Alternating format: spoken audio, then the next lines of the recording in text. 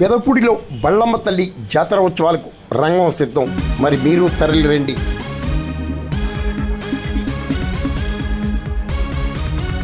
రాష్ట్రంలో భక్తుల పాలిట కల్పవల్లిగా ప్రసిద్ధి చెందిన కాకినాడ జిల్లా పెదపూడిలో బళ్ళమ్మ తల్లి జాతర ఉత్సవాలకు రంగం సిద్ధమైంది.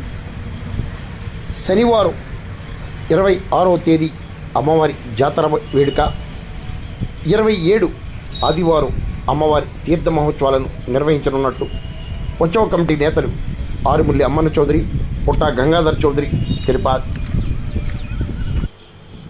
అమ్మవారి ఉత్సవాలను మేళతాళాలు, మంగళ వాయిద్యాలు, గరగ నృత్యాలతో అత్యంత వైభవంగా నిర్వహిస్తామని, భక్తులు అమ్మవారిని దర్శించి తమ తమ మొక్కులు చెల్లించుకోవాలని నేతలు కోరారు. మార్ని కాశీ, ఆరుముల్లి వాసు, యూత్ సభ్యులు తదితరులు పాల్గొన్నారు. మరి మీరు దర్శించండి.